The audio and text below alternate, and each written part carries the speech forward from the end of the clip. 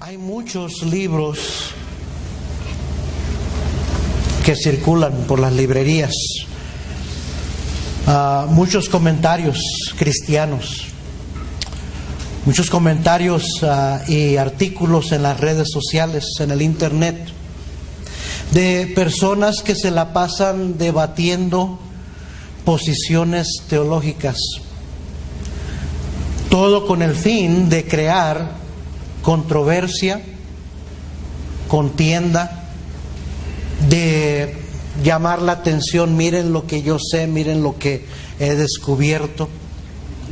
Esto es exactamente aquello de lo que advirtió el apóstol Pablo a Timoteo: a evitar cuestiones necias e insensatas, sabiendo que engendran contiendas.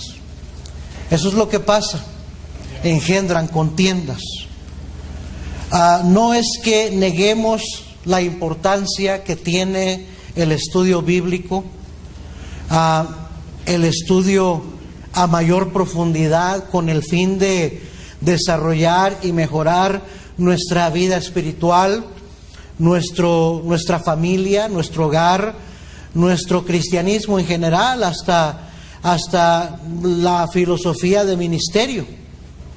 Sin embargo, debemos saber reconocer cuando el tema o la posición que se está debatiendo, que se está enseñando, es necedad, o si realmente es algo que es de provecho. En otras palabras, no hay que dejarnos arrastrar, no hay que dejarnos jalar por conversaciones, por cuestiones necias e insensatas que engendran contiendas. Pablo advirtió a su discípulo amado Timoteo que habría algunos que tendrían apariencia de piedad, pero negarían la eficacia de ella. Parece que saben mucho, que conocen mucho, que hablan muy bonito, pero sus vidas dejan mucho que desear, su cristianismo deja mucho que desear. Y le dijo esto: a estos evita. Claramente les dijo: evítalos. No los busques, no estés dejándote enrollar en esas conversaciones, en esos debates. No te pongas a leer esa literatura porque te va a afectar. Más bien le amonestó a Timoteo, le dio instrucciones a seguir la justicia, la fe, el amor y la paz con los que de corazón limpio invocan al Señor. Amén. Dijo: en eso concéntrate. Fíjate en aquellos, fíjate en eso que es justo, que tiene que ver con mejorar tu fe, con el amor, con la paz, con los que de corazón limpio invocan al Señor. Y si te vas a juntar a alguien, júntate con esos. Así es. Imita lo bueno. Amén. La realidad es que estamos viviendo en los últimos días y en medio de un mundo que desesperadamente necesita a Cristo. Lo que más necesitan es el Evangelio. Sin embargo, hay muchos que se la pasan argumentando y contendiendo acerca de posiciones irrelevantes a la necesidad principal que debería preocuparnos, que debería concernirnos. Y eso es de que la gente venga a los pies de Cristo. Amén. Lo que este mundo más necesita es a más cristianos ganadores de almas. Y a más predicadores que prediquen del amor y el perdón de Dios, pero también del juicio venidero y de la condenación en el infierno. Amén. Porque eso es lo que necesita escuchar este mundo perdido. Así es. Y eso es el enfoque que debería tener el cristianismo hoy en día, la iglesia de Cristo. Amén. El mensaje de Pablo a Timoteo fue uno de tener la perspectiva o el enfoque correcto, y le estaba diciendo: no pierdas tu enfoque. Así es. No te enredes en cuestiones necias e insensatas. En otro versículo le dijo: deja las pláticas de viejas, las fábulas de viejas, ejercítate para la piedad. Amén. A las mujeres les gusta hablar mucho. Las mujeres no les para el pico. Y se juntan 2 muchachas o 3 muchachas y parece un cacaraqueo de un gallinero. Y no estoy tratando de ofenderlas, hermanas, ni es la naturaleza femenina. Y la mujer habla mucho, platica mucho, es muy expresiva, es muy emocional. Pero aquí Pablo le está escribiendo a Timoteo, a un predicador, a un siervo del Señor. Le está diciendo, desecha las fábulas, las conversaciones que no sirven. ¿De qué dijo? ¿Viste cómo venía vestido fulanita? ¿Viste lo que dijo, lo que hizo, el peinado que traía y viste la cara que hizo? ¿Sabe qué? No me importa, tengo mi mirada puesta en Cristo. No tengo mucho tiempo para estar mirando cómo andaba vestido, qué mirada tenía, si saludó o no saludó. Al fin de cuentas estoy aquí por el Señor, no por lo que los demás están haciendo, diciendo o cómo lucen o cómo se están fijando o no fijando. A veces uno tiene que hacerlo para corregir comportamientos equivocados, para recordarle a la congregación cómo debe ser el comportamiento de un cristiano. Pero de eso no se trata la vida cristiana, y mucho menos para un siervo del Señor. No te dejes arrastrar por conversaciones que no aprovechan, por argumentos que te pueden desviar del verdadero propósito y a impedirte que cumplas con tus principales responsabilidades. Tenemos responsabilidades principales. Mi primera responsabilidad es glorificar a Cristo con mi vida, es agradarle a Él con mi vida, servirle a Él, hacer su voluntad, ser un buen pastor, un buen hermano en Cristo, ser un buen esposo a mi esposa, un buen padre para mis hijos, hasta un buen abuelo para mis nietos. Un buen cristiano que da un buen testimonio para este mundo. Esa es mi primera responsabilidad. Así es. Entonces dice, no te dejes desviar. Antes de dejarnos arrastrar, de dejarnos jalar a una conversación, ya sea en las redes sociales, en los blogs, en el internet, o personalmente hablando con un necio, con una necia, que lo único que va a hacer es consumir nuestro tiempo y energía, deberíamos de considerar las siguientes preguntas. Primeramente, ¿lo que me está diciendo es verdad? O sea, ¿es consistente con la verdadera fe una vez dada a los santos? La Biblia dice que debemos estar dispuestos a contender ardientemente, pero dice por la fe una vez dada a los santos. Amén. La Biblia le dice al siervo de Dios, por una parte, que no sea contencioso. Cierto. Que no evite las contiendas necias. Por otra parte dice, si quieres contender, que valga la pena por lo que vas a contender. Amén. No por una práctica, no por una filosofía, no por una posición filosófica que no viene al caso, que no va a afectar para nada la obra de Dios, ni te va a ayudar en tu vida espiritual. ¿Es consistente con la verdadera fe una vez dada a los santos? ¿Por qué es que el mormonismo, por más que tratan de ser catalogados como cristianismo normal, regular, siguen siendo una secta? Ahora, la posición doctrinal de ellos es sacada de la Biblia, pero es torcida. Cierto. Pero todas sus verdades, todos sus principios los se puede encontrar en la Biblia. ¿Por qué es que los testigos de Jehová, por más que tratan de ser reconocidos como cristianos, el mundo cristiano entero los sigue catalogando como una secta? Amén. Porque lo que han enseñado, las nuevas verdades que descubrieron, y hasta su nueva traducción de las escrituras, ¿verdad? ¿Cómo se llama? Del Nuevo Mundo. Es inconsistente con la fe una vez dada a los santos. Porque niegan doctrinas principales. Amén. Pero tienen argumento bíblico, ¿sabía usted?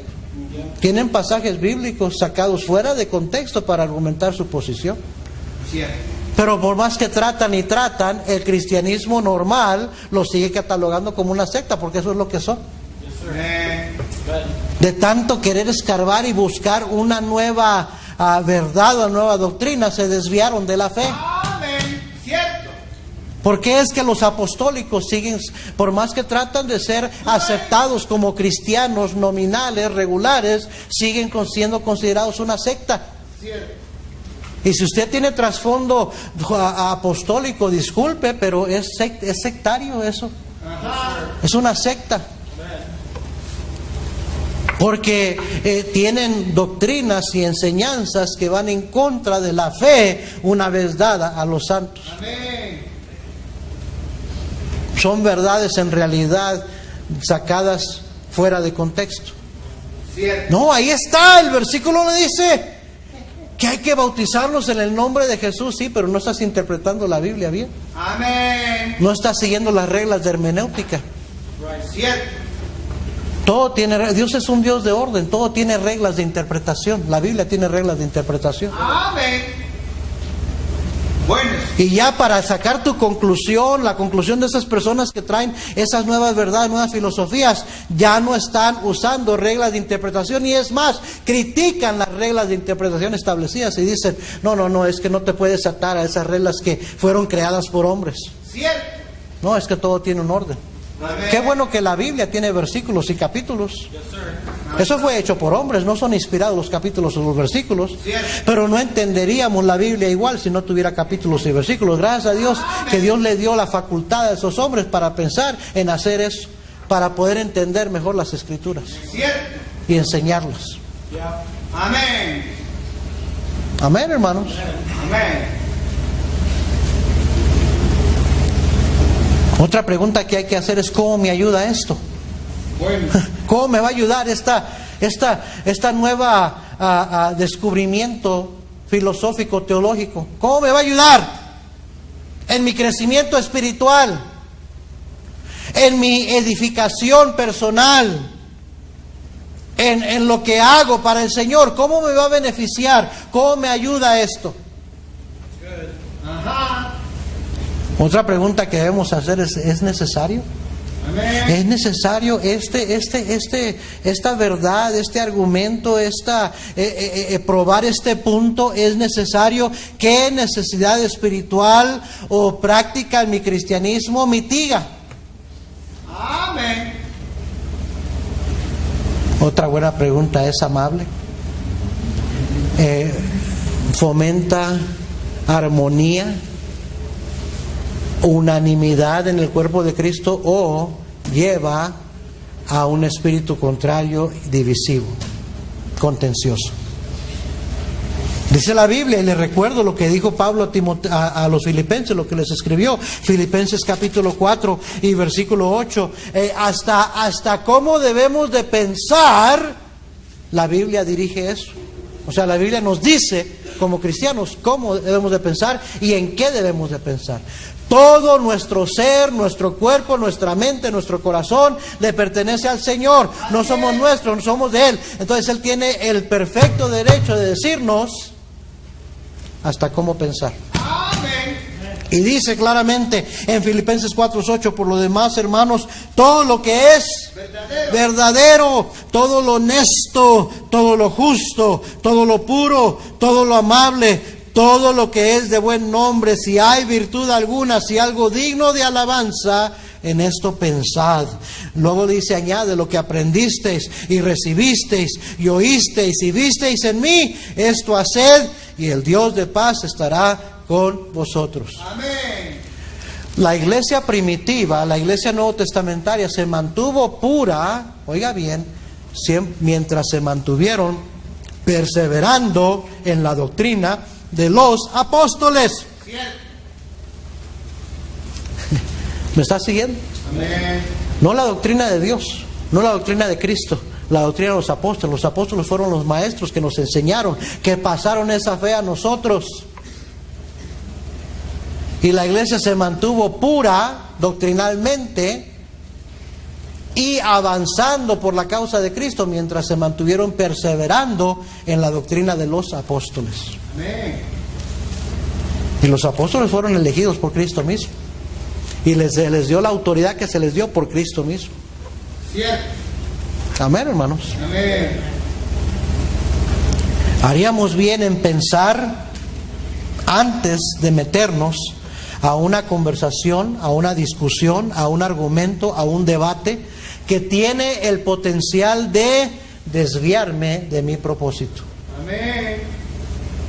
Desviarme de mis responsabilidades.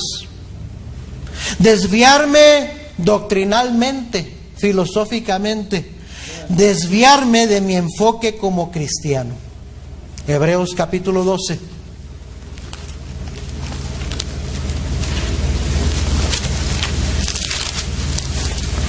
Versículo 1. Por tanto, nosotros también, teniendo en derredor nuestro tan grande nube de testigos, despojémonos de todo peso y del pecado que nos asedia. Sí, hay que despojarnos de pecados, pero hay de despojarnos de muchas cosas que son un peso, que son un estorbo, que son un tropiezo para poder correr la carrera. Y muchas veces son esos debates y discusiones y argumentos que no sacan ningún provecho espiritual en meterse en eso. Nuevas ideas, nuevas verdades. Despojémonos de todo peso y del pecado que nos asedia y corramos con paciencia la carrera que tenemos por delante. Puestos los ojos ¿en quién? En Jesús, el autor y consumador de la fe, el cual por el gozo puesto delante sufrió la cruz, menospreciando lo oprobio, y se sentó a la diestra del trono de Dios. Hermanos, tenemos una carrera que terminar, que acabar. Y la única manera que la vamos a acabar triunfantes y gozosos es con la mirada bien fijada en nuestro Señor Jesucristo, no perdiendo nuestro enfoque. La mayoría de esa gente, de esos que se la pasan estudiando y escudriñando y profundizando posiciones teológicas controversiales, no están haciendo nada para la causa de Cristo. Amén. Es la verdad. Mire cuál es su iglesia, qué está haciendo, qué ministerios tiene, cuánta gente ha guiado a los pies de Cristo con esa nueva verdad que descubrió. ¿Ah? Amén. La respuesta es obvia, ninguna. Se está viendo un aumento alarmante de teología reformada metiéndose dentro de iglesias bautistas, de nuestras iglesias bautistas. Es una posición que no tengo tiempo ahorita para estudiar aquí, que sostiene la creencia de Juan Calvino, del calvinismo, pero más allá, un calvinismo extremista, extremado, la cual principalmente niega la necesidad de evangelizar, ya que según ellos Dios predestina a unos para ser salvos y a otros para perderse. Wow. Y dicen que la gracia de Dios es irresistible. Y dicen, pues el que va a ser salvo, Dios lo va a hacer que sea salvo, que el que vea, y no va a poder resistir. Pues yo encuentro en la Biblia muchos versículos que dicen que el pueblo de Israel y muchos resisten a la verdad y resisten hasta el Espíritu Santo.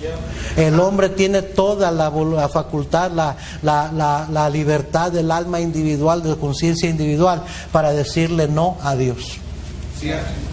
Y también para decirle sí. Y el hombre es el que decide creer o no creer, aceptar o rechazar, ser salvo o no ser salvo.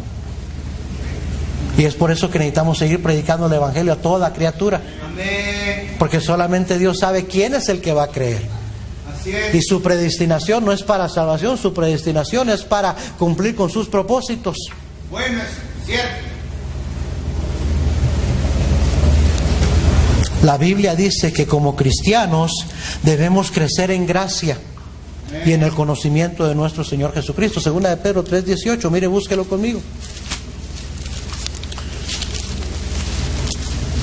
Y en el estar manteniéndonos creciendo en gracia, en el conocimiento de nuestro Señor y Salvador Jesucristo, es el mejor antídoto o medicina preventiva para no ser arrastrado por el error de los inicuos. Lo que dice el versículo 17, segunda de Pedro 3:17, así que vosotros, oh amados, sabiéndolo de antemano, guardaos. Esa palabra guardaos dice, cuídate. No sea que arrastrados por el error de los inicuos, caigáis de vuestra ¿qué? Firmeza. Antes bien, o sea, ¿quieres saber qué es lo que te va a ayudar a no ser arrastrado? A que eso no te suceda a ti. Antes bien, creced en la gracia y el conocimiento de nuestro Señor y Salvador Jesucristo. A Él sea gloria, ahora y hasta el día de la eternidad. Amén. Hay que crecer en gracia y en el conocimiento. Y van las dos cosas una con la otra. Eso predicaba el miércoles en la noche. La gracia está en la vida cristiana, lo que hago para el Señor, cómo vivo. ¿Cómo se manifiesta la gracia en mi vida? Pablo dijo, por la gracia de Dios soy lo que soy, y su gracia no ha sido en vano para conmigo. Antes he trabajado más que todos ellos, pero no yo, sino la gracia de Dios conmigo. Crecer en gracia significa crecer en abundar más para el Señor, en hacer más para el Señor. Amén. Y crecer en conocimiento, lógicamente, va a resultar en crecer en mayor abundancia en lo que hacemos para el Señor. O sea que una cosa va con la otra. No puedes estar creciendo en conocimiento. Ahora yo ya sé tanto, pero no estás creciendo en gracia, no estás abundando en hacer más para el Señor. Amén. El mandato es crecer en las dos cosas. Así es. Antes bien, crecer en la gracia y el conocimiento de nuestro Señor y Salvador Jesucristo. A Él sea gloria ahora y hasta el día de la eternidad. Amén. Si hay algo en lo cual debemos profundizar, escudriñar las Escrituras, es para conocer más al Señor Jesucristo. Él dijo escudriñar las Escrituras, porque en ellas son las que dan testimonio de mí. Amén. Si en algo debemos profundizar, es en nuestro conocimiento de nuestro Salvador, de Cristo, y también crecer en nuestra relación con Él. Pablo hizo dos preguntas cuando fue salvo. ¿Se acuerdan? En Hechos capítulo 9. Lo primero que preguntó es, ¿quién eres, Señor? Cuando cayó al suelo y oyó la voz del cielo que le hablaba, le decía, Pablo, Pablo, dura tu cosa, te es dar cosas contra el aguijón. ¿Quién eres, Señor? Y la segunda pregunta que hizo fue, ¿qué quieres que haga? Amén. ¿Cuál es tu voluntad para mi vida? Esas dos preguntas consumieron al apóstol el resto de su vida y su ministerio. El resto de su vida la pasó buscando la respuesta a esas dos preguntas. ¿Quién eres? ¿Y qué quieres que haga? Amén. Eso es lo que lo consumía. Mire Filipenses capítulo 3, versículo 4. Filipenses 3, 4. Aunque yo tengo también de qué confiar en la carne. En la carne. Pablo era un hombre muy estudiado, muy preparado. Cierto. Era fariseo de fariseos. O sea, en cuanto a la ley, fariseo. Nadie conocía mejor la ley que el fariseo. Ajá. Pero dijo, aunque yo tengo también de qué confiar en la carne, si alguno piensa que tiene de qué confiar en la carne, yo más, circuncidado al 8º día, del linaje de Israel, de la tribu de Benjamín, hebreo de hebreos, en cuanto a la ley, fariseo, en cuanto a celo, perseguidor de la iglesia, en cuanto a la justicia, que es en la ley, irreprensible. Miren nada más, que no había ningún punto de la ley o mandato, ordenanza, ceremonia que Pablo no había cumplido. Pero dice en el versículo 7, pero cuántas cosas eran para mí ganancia, las he estimado como ¿qué? Pérdida por amor de Cristo. Amén. Y ciertamente aún estimo todas las cosas como pérdida por la excelencia del conocimiento de Cristo Jesús, mi Señor, por amor del cual lo he perdido todo y lo tengo por basura para ganar a Cristo y ser hallado en Él, no teniendo mi propia justicia que es por la ley, sino la que es por la fe de Cristo, la justicia que es de Dios por la fe, a fin de conocerle y el poder de su resurrección y la participación de sus padecimientos, llegando a ser semejante a Él en su muerte, si en alguna manera llegase a la resurrección de entre los muertos, no que lo haya alcanzado ya, ni que ya sea perfecto, sino que prosigo por ver si logro asir aquello por lo cual fui también asido por Cristo Jesús. Hermanos, yo mismo no pretendo haberlo ya alcanzado, pero una cosa hago, olvidando ciertamente lo que queda atrás y extendiéndome a lo que está adelante, prosigo a la meta, al premio del supremo llamamiento de Dios en Cristo Jesús. Amén. Me he convertido en un alumno de Cristo. Él es la persona que quiero estudiar. Él es la persona que quiero conocer más. Él es la persona que quiero imitar. Quiero ser más como Él. Quiero ser semejante a Él hasta si es necesario en su muerte. Ese era el afán del apóstol Pablo. Y dice, todo lo demás que yo pensaba que sabía, todo lo que aprendí, lo tengo por basura, por no decir una mala palabra. Dice, así tengo todas las cosas que aprendí como estiércol para ganar a Cristo, con tal de ganar a Cristo, por la excelencia del conocimiento de mi Señor Jesucristo. Ahora, crecimiento espiritual forzosamente produce o lleva a cambios personales. Vuelvo a repetir eso. Crecimiento espiritual forzosamente, obligadamente, produce o lleva a cambios personales. Quiero preguntarle algo. ¿Cuál fue el último cambio personal para mejorar, para ser un mejor cristiano? Un cambio que se ha visto en su vida personal recientemente. Y si usted no recuerda de un cambio, ahora sí nos acordamos de los cambios que hicimos cuando recién fuimos salvos. Pues dejé de fumar, dejé de tomar, dejé de decir majaderías, dejé de juntarme con malas amistades, dejé de ver esto, dejé de hacer aquello, dejé de oír esa música, dejé de juntarme con fulano, y dejé de vestirme como me vestía. Y podemos marcar esos cambios bien marcados en nuestra vida. Pero ¿sabe usted que el crecimiento espiritual no nada más debería de ser para el primer año de nuestro cristianismo? Para los primeros pasos que dimos como cristianos. Porque el crecimiento espiritual debe de ser continuo el resto de nuestra vida como cristianos. Amén. Quiere decir que deberíamos de seguir viendo cambios para bien en nuestra vida, no cambios para mal, porque muchos sí están cambiando lamentablemente, pero retrocediendo para mal, no para bien. No estás haciendo más, no estás haciendo mejor, estás haciendo menos y estás haciendo peor, tristemente. Deberías de ser mejor cristiano hoy que hace un año, no peor, no igual, mejor. Deberías estar haciendo más este año que el año pasado, no igual y mucho menos. Y pastor, ¿y qué tal si no estoy viendo esos cambios en mi vida personal? Pues quiere decir que no estamos creciendo espiritualmente. Porque crecimiento espiritual, pastor, pero ya sé más cosas que antes. Conocimiento intelectual no es lo mismo que crecimiento espiritual. De nada te sirve conocer la Biblia al derecho y al revés si no se ve crecimiento espiritual en tu vida. Amén, hermanos.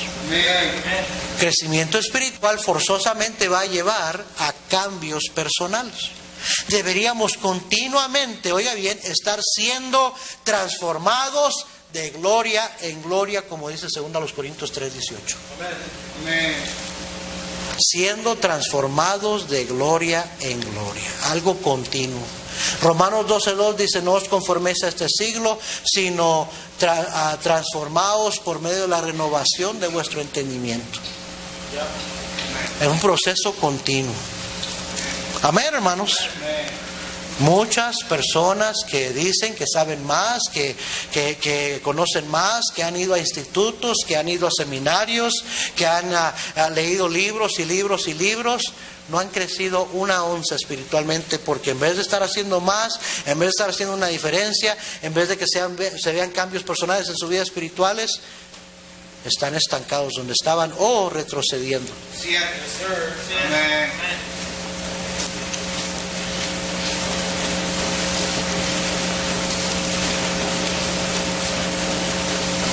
Cuando la Biblia nos exhorta, nos amonesta a continuamente estar creciendo y a continuamente ser transformados y siendo renovados, no está hablando acerca de cambiar posiciones doctrinales o posiciones filosóficas. Todo lo contrario, todo lo contrario. Segunda Tesalonicenses capítulo 2.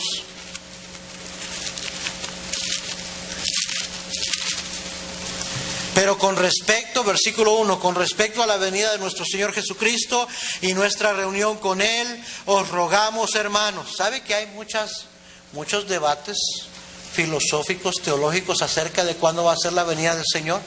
Si va a ser antes de la tribulación, en medio de la tribulación, después de la tribulación, si va a ser un rapto completo, rapto parcial, si el milenio va a suceder antes de la venida de Cristo, después de la venida. Que soy premilenial, postmilenial. Son argumentos necios teológicos de cristianos, muchos entre bautistas. ¿Me está siguiendo? Y dice aquí claramente el apóstol Pablo, bien sencillo el apóstol, a pesar de lo inteligente que era, el conocimiento que tenía, dice: pero con respecto a la venida de nuestro Señor Jesucristo y nuestra reunión con Él, os rogamos, hermanos, que no os dejéis mover fácilmente de vuestro modo de pensar, ni os conturbéis ni por espíritu, ni por palabra, ni por carta, como si fuera nuestra, en el sentido de que el día del Señor está cerca. ¿Sabe que Pablo no era el único que escribía epístolas?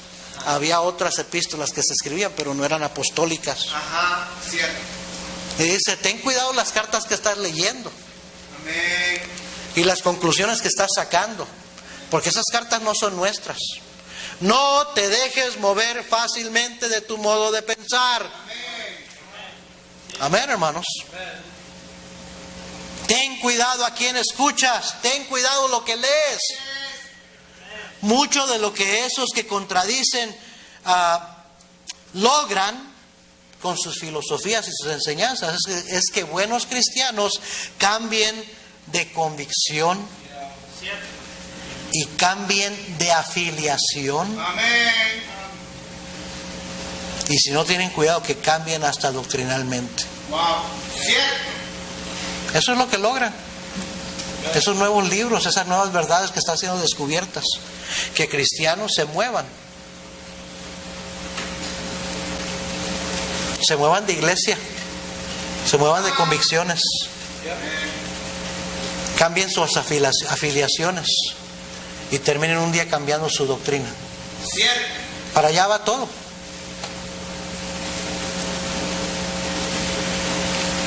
Proverbios 24:21 dice: teme a Jehová, hijo mío, y al rey.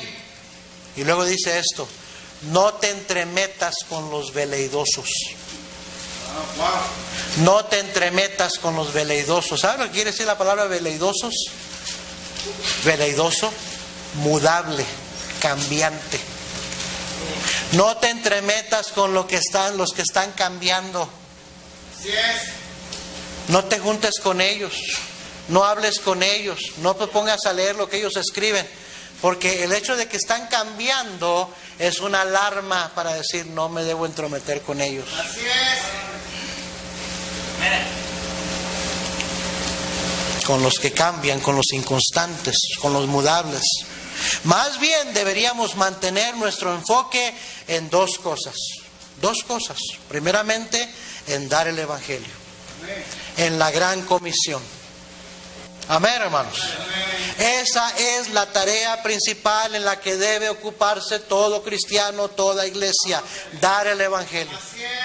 Qué gozo, qué deleite para mí, no ceso de decirlo, es ver el martes que salieron un grupito de hermanos a tocar puertas y que hubo almas salvas. Me llenó de gozo, especialmente porque me mandaron esas fotos. Y dije: gloria a Dios, que los hermanos no dejan de ganar almas. Y eso es lo que Dios va a bendecir. Y la segunda cosa en que debemos estar enfocados es en amar a Cristo más cada día y procurar ser más como Él. Esas son las dos preocupaciones en las que debe de envolverse, de preocuparse, de meterse todo cristiano. Estoy siendo más como mi Señor, lo amo más a Él.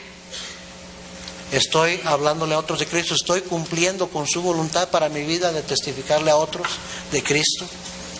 Al final de la vida, mi querido hermano, hermana, no vamos a dar a Dios cuentas por nadie más que por nosotros. Cierto. Romanos capítulo 14.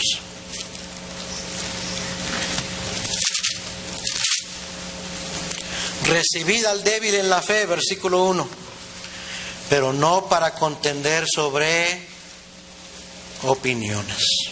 Porque uno cree que se ha de comer de todo, otro que es débil come legumbres. El que come no menosprecia al que no come, y el que no come no juzgue al que come, porque Dios le ha recibido.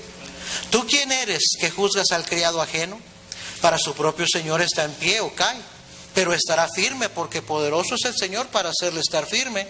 Uno hace diferencia entre día y día, otro juzga iguales todos los días. Cada uno esté plenamente convencido en su propia mente. El que hace caso del día lo hace para el Señor, y el que no hace caso del día para el Señor no lo hace. El que come para el Señor come, porque da gracias a Dios, y el que no come para el Señor no come y da gracias a Dios, porque ninguno de nosotros vive para sí, ninguno muere para sí. Pues si vivimos para el Señor vivimos, y si morimos para el Señor morimos. Así pues, sea que vivamos o que muramos, del Señor somos, porque Cristo para esto murió y resucitó y volvió a vivir, para ser Señor así de los muertos como de los que viven. Pero tú, ¿por qué juzgas a tu hermano? Tú también, ¿por qué menosprecias a tu hermano? Porque todos compareceremos ante el tribunal de Cristo, porque escrito está: vivo yo, dice el Señor, que ante mí se doblará toda rodilla y toda lengua confesará a Dios, de manera que cada uno de nosotros dará a Dios cuenta de sí. Así es que, ¿sabe qué? Usted puede creer lo que usted quiere, puede seguir las ondas que usted quiera. Si está equivocado usted, le va a dar cuentas al Señor. Si estoy equivocado yo, le voy a dar cuentas al Señor. Pero yo creo que estoy no en un lugar seguro, no moviéndome de la fe que una vez recibí y de lo que sé que debería de estar haciendo como cristiano.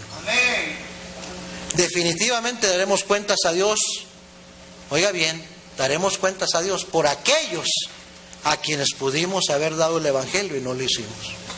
De eso sí daremos cuentas a Dios. De callarnos y no decirles nada de Cristo cuando debimos haberle hecho. El mensaje es sencillo: mantengámonos enfocados en lo principal, ganando almas, siendo fieles a Cristo, viviendo para el Señor, viviendo en santidad, haciendo discípulos. Mire, en mucho de eso no estamos cumpliendo como debiéramos hacer. Tengo mis manos llenas con tratar de obedecer, nada más eso. Amén. A propósito, el discipular comienza con nuestros hijos y hasta con nuestros nietos. ¿Qué ejemplo le estamos dejando a ellos? ¿Qué estamos haciendo con las siguientes generaciones? Termino con este Salmo 78, versículo 5. Él estableció testimonio en Jacob. Testimonio es la palabra de Dios. Él estableció testimonio, su palabra en Jacob, y puso ley en Israel, la Biblia, la palabra de Dios, la cual mandó a nuestros padres que ¿qué? Que la notificasen a sus hijos. Hermanos, Dios no es Dios de confusión, es Dios de paz. La palabra de Dios, la ley de Jehová es perfecta, que convierte el alma. Amén. ¿Está leyéndole la palabra de Dios sencilla a sus hijos para que la entiendan? Para que crezcan, para que conozcan a Cristo, para que sean buenos cristianos. Dice versículo 6: para que lo sepa la generación venidera y los hijos que nacerán, y los que se levantarán lo cuenten a sus hijos, a fin de que pongan en Dios su confianza y no se olviden de las obras de Dios, que guarden sus mandamientos. Mira lo que dice el versículo 8. Esta es una pedradota que le avienta Dios a su pueblo de Israel. Y no sean como sus padres, generación contumaz y rebelde, generación que no dispuso su corazón, ni fue fiel para con Dios su espíritu. Miren, nadie nos conoce mejor que Dios. Y Dios dice: mira todo con lo que tú batallas, hombre. Mira, Alfredo, con lo que tú batallas para ser un buen cristiano. Tu viejo hombre está viciado al pecado. Te encanta el pecado, batallas, luchas con tu carne, luchas para ser un buen cristiano, ser obediente, para obedecer mis mandamientos, para ser un buen ejemplo, para hacer mi voluntad. ¿Cómo batallas con eso? Tienes tus manos llenas. Difícilmente tú eres un buen cristiano, Dios me dice a mí. Como al andar preocupado de a ver qué me estoy perdiendo, qué verdad nueva tengo que descubrir, porque me va a hacer conocer más cosas. Mejor, dice Dios, es mejor que sepas poquito, pero hagas lo poquito que sabes, a que sepas mucho y no obedeces en nada de lo que sabes. No estás obedeciendo en lo que sabes que deberías estar haciendo. Bueno. ¿Cómo está tu matrimonio? ¿Cómo está tu vida personal? ¿Cómo está tu santidad personal? ¿Cómo están tus pensamientos? ¿Cómo está tu corazón? ¿Cómo estás criando a tus hijos? ¿Qué ejemplo estás haciendo a otros? ¿A quién le has hablado de Cristo? ¿A quién estás discipulando? ¿A quién estás invirtiendo tiempo para que se acerquen a Dios? Mira, ya con eso tienes mucho trabajo que hacer que no estás haciendo, como para preocuparte de nuevas doctrinas y nuevas enseñanzas que a lo mejor me estoy perdiendo de algo. Procura conocer más a Cristo. Procura amarlo más a Él y hacer su voluntad. Y mantente ocupado en eso. Y lo demás es irrelevante, es secundario. A cada rato me llegan ofertas como pastor para continuar mis estudios, para una maestría, para un doctorado. ¿Sabes lo que hago? Los rompo y los tiro a la basura. Mucho de lo que aprendí en el instituto y lo que sé que debo de estar haciendo, batallo para hacerlo, como para ir a hacerme más cabezón. ¿De qué me va a servir?